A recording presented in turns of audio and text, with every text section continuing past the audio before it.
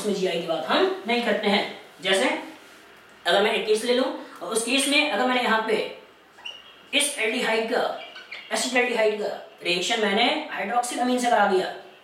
NH2OH से करा दिया, और यहाँ से वाटर मैंने निकाल दिया, तो वाटर निकालने के बाद हमने जो कंपाउंड बनाया वो पर्टिकुलर है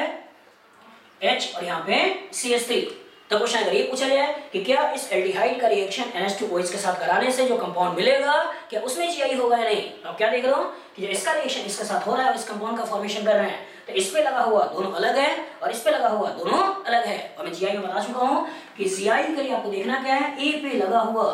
दोनों अलग होना चाहिए और बी पे लगा हुआ दोनों अलग होना चाहिए। तो ऐसा भी हो सकता है ये चारों ही अलग अलग हो, ऐसा भी हो सकता है कि बॉन्ड पेयर हो दूसरा लोन पेयर हो, और ऐसा भी हो सकता है कि इस पे लोन पेयर बॉन्ड पेयर हो, इस पे भी लोन पेयर और बॉन्ड पेयर हो, ऐसा भी हो सकता है कि वो रिंग हो। तो इस केस में आपने क्या देखा, इस पर्टिकुलर ए पे लगा हुआ दोनों अलग है और इस पर्टिकुलर बी पे लगा हुआ दोनों अलग है, तो इसका मतलब इस मॉलिक्यूल के अंदर जीआई पॉसिबल है। तो अगर जीआई को बना के देखना चाहें तो हम ऐसे बना सकते हैं कि ये पर्टिकुलर लोन पेयर, ये बॉन्ड पेयर, ये पर्टिकुलर, इसका मतलब H और OH एक साइड है। अगर इसी पर्टिकुलर में अगर मैं OH को ऊपर कर दूं, अगर मैं OH को ऊपर कर दूं तो हमें जो केस मिलेगा वो केस कुछ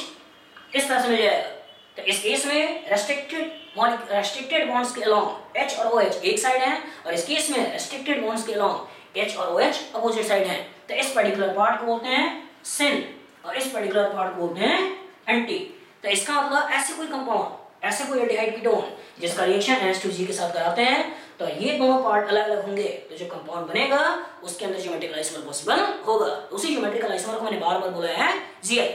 और अगर वो ज्योमेट्रिकल आइसोमर्स हैं तो geometrical isomers are non superimposable non mirror image, और अगर non superimposable non mirror image है इसका मतलब ये डैश टेरमर्स हैं, और अगर ये डैश टेरमर्स हैं तो अगर मैं इसको एक कंटेनर के अंदर डाल दूं और उसके बाद इसको बॉईल करूं तो दोनों का बॉइलिंग पॉइंट अलग अलग आएगा, और जब दोनों का बॉइलिंग पॉइंट अलग अलग आएगा तो इसका फ्रैक्शन कितने मिलेंगे यहाँ पे तो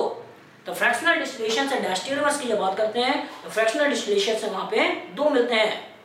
प्रोडक्ट्स। लेकिन इस केस में अगर इनर्सवर होता है, इनर्सवर के केस में फ्रैक्शनल डिस्टिलेशन से केवल हमें एक डिस्टिलेशन प्रोडक्ट मिलता है, लेकिन डायस्टेरियमर्स के केस में फ्रैक्शनल डिस्टिलेशन से हमें दो प्रोडक्ट मिलते हैं। तो यहाँ पे आपने देखा कि अगर क्वेश्चन ये पूछा जाता कि इस एल्डिहाइड का NH2G के साथ रिएक्शन कराने के बाद जो कंपाउंड मिल रहा है उसके ऊपर डिस्टिलेशन कराया जाए तो कितने डिस्टिलेशन के प्रोडक्ट मिलेंगे, तो उसका आंसर कितना होगा, दो, क्योंकि एक इसके कारण और दूसरा इसके कारण, क्योंकि दोनों ही आपस में डायस्टेरियमर्स हैं। तो इंपॉर्टेंट क्या था कि